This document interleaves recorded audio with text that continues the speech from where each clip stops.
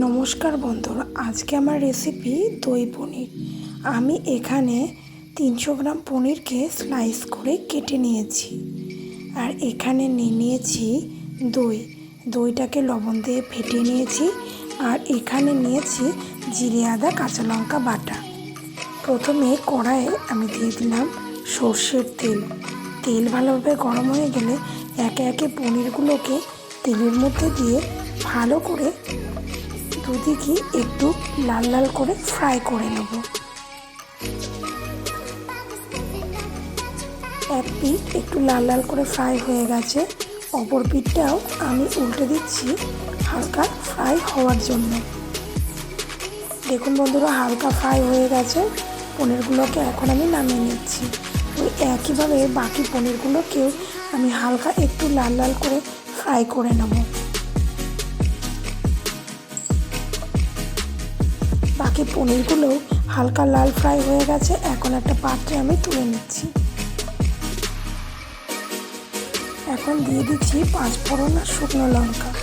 5 ফোড়ন আর শুকনো লঙ্কা দিয়ে আমি একটা ছোট সাইজের টমেটোকে ছোট ছোট টুকরো করে নিয়েছি। এখন টমেটোগুলোকে তেলের মধ্যে দিয়ে হালকা একটু কষিয়ে নেব, যাতে টমেটোগুলো ভালোভাবে নরম হয়ে যায়। দেখুন বন্ধুরা, টমেটোগুলো একদম নরম হয়ে গেছে।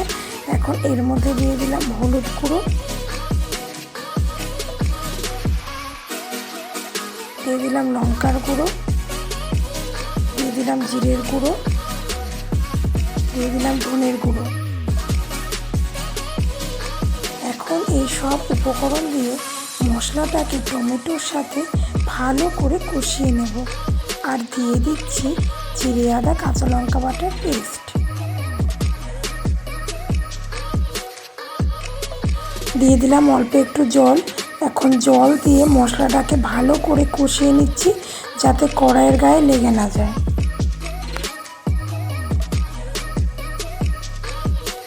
গ্যাসের ফ্লেমটা রেখেছি মিডিয়ামে। ভালোভাবে মশলাটাকে আমি কষিয়ে নিচ্ছি।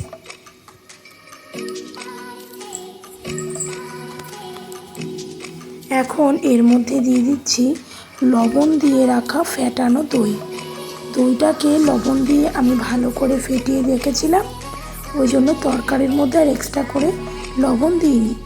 দই দিয়ে ভালো করে আমি গ্যাসের ফ্লেম একদম লোতে দিয়ে ঝোলটাকে কষিয়ে নিচ্ছি। দিয়ে দিলাম আর একটু জল।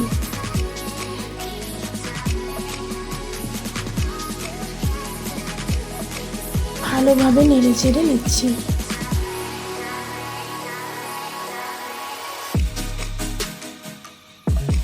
দেখুন বন্ধুরা, ঝোল ফুটতে আরম্ভ করে দিয়েছে।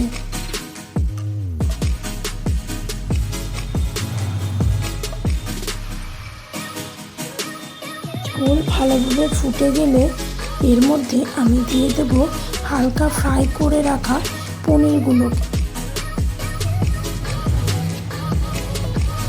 ঝোল একদম টকবক করে ফুটতে আরম্ভ করে দিয়েছে।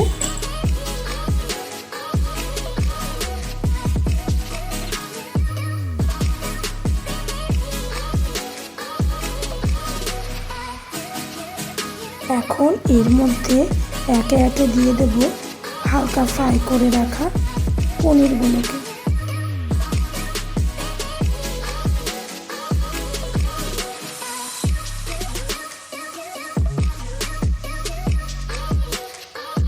একে একে পনিরগুলো ঝোলের মধ্যে দিয়ে দিলাম। এখন গ্যাসের ফ্লেম মিডিয়ামে দিয়ে আমি 10 মিনিট ভালো করে ফুটিয়ে নেব।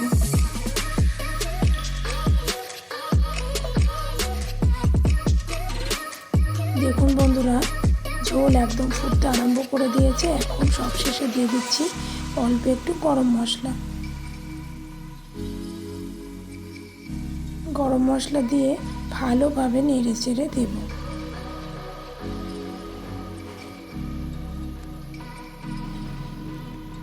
দই পনির একদম রেডি পরিবেশনের জন্য। এই রেসিপিটি ভাত, রুটি বা পরোটা সব কিছুর সাথে খেতে ভালো লাগে। ভালো লাগলে চ্যানেলটি সাবস্ক্রাইব করবেন বন্ধুরা।